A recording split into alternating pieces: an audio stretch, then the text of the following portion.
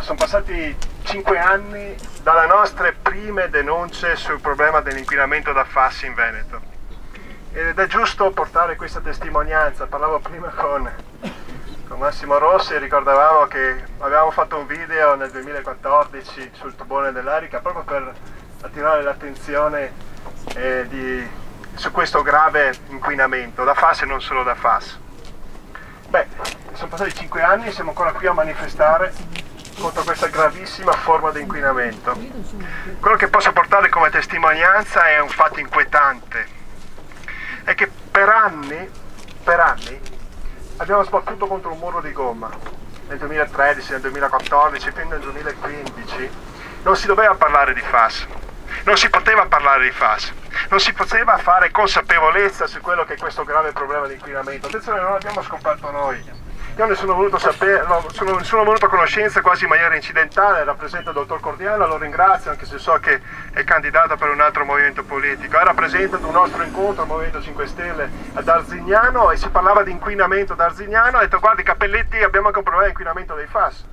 Il mio ringraziamento va ai medici per l'ambiente, anche loro ci hanno sensibilizzati rispetto a questo, ma hanno sensibilizzato noi e hanno sensibilizzato tutte le forze politiche, però nessuno voleva scoperchiare questa pentola all'interno della quale stava bollendo veramente il caso di inquinamento più grave del Veneto degli ultimi decenni. Addirittura dalla Lega Nord, bisogna che ce lo ricordiamo perché abbiamo la memoria corta purtroppo, ma ci hanno minacciato a mezzo stampa: non dovete parlare dei FAS altrimenti vi quereliamo per procurato allarme. Questo ci avevano intimato.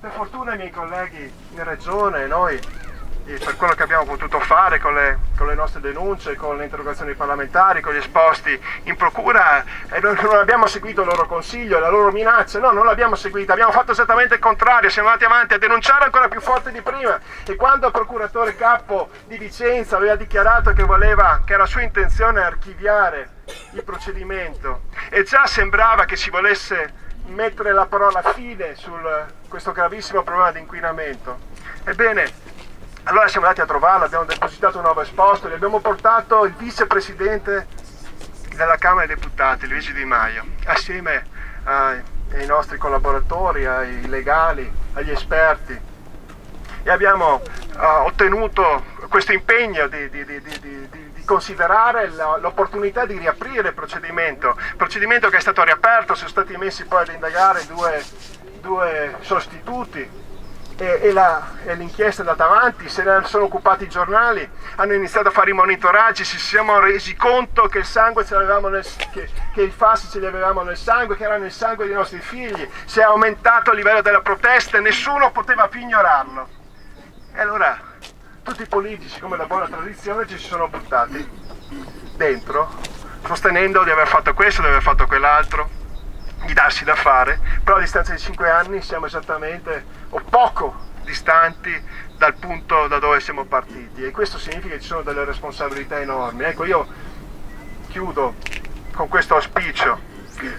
Mi piacerebbe vivere in una regione, il Veneto, che fosse una regione di un punto di diamante per quanto riguarda la sanità, l'assistenza sanitaria, ma che non abbia le file all'interno dei reparti di oncologia dovuti a un inquinamento terribile, al consumo di suolo, ad una gestione del territorio sconsiderata che porta ad un aumento esponenziale delle malattie. Ecco, non è questa la regione dove voglio vivere.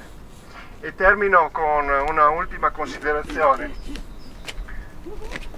Io credo che, sto cercando dov'è la Sonia Perenzoni, se la conoscete tutti, io credo che nessuno di 5 milioni di veneti saprebbe oggi che cos'è il significato della parola FAS se non ci fosse stato l'impegno, la caparbietà di un consigliere comunale di un piccolo comune, che però grazie alla collaborazione all'interno del Movimento 5 Stelle ci diamo una mano, di parlamentari, consiglieri regionali, è riuscito a sensibilizzare sostanzialmente tutto il movimento di questo problema, il sindaco Castiglione naturalmente di Sarego, e tutti insieme siamo riusciti, dopo a distanza di anni, veramente a fare scoppiare questo caso, che adesso finalmente, quantomeno nella consapevolezza di ciascuno di noi. Ecco, il mio ringraziamento di cuore veramente a tutto il lavoro che ha fatto Sonia in questi anni.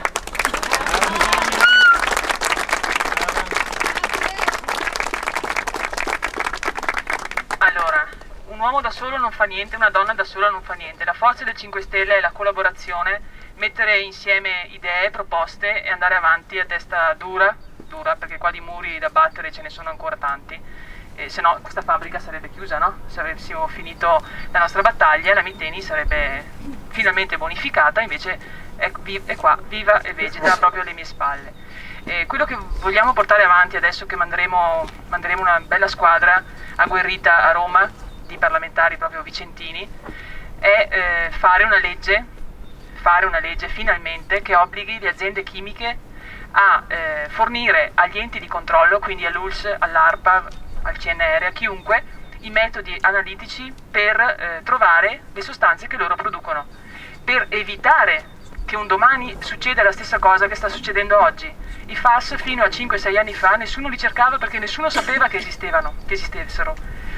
Adesso invece è scoppiato questo bubbone, ma a me non me lo leva dalla testa nessuno che oltre ai FAS c'è anche qualcos'altro, perché questa azienda produce tantissime molecole, ma come ce ne sono tantissime altre in Italia che producono molecole delle quali noi non sappiamo niente, nulla, non sappiamo neanche come cercarle. Quindi una legge che obblighi le aziende chimiche a fornire agli enti controllori i metodi per trovare queste molecole in acqua, terra e aria. Questa secondo me deve essere una cosa che dobbiamo fare da subito. Ho già parlato sia con la Sara che con la Barbara e la porteremo avanti appena dal 5 marzo. Questa cosa la dobbiamo fare da subito. Quindi chi vuole unirsi in questa ulteriore battaglia è il benvenuto, ma anche se da farsi il culo tosi, no?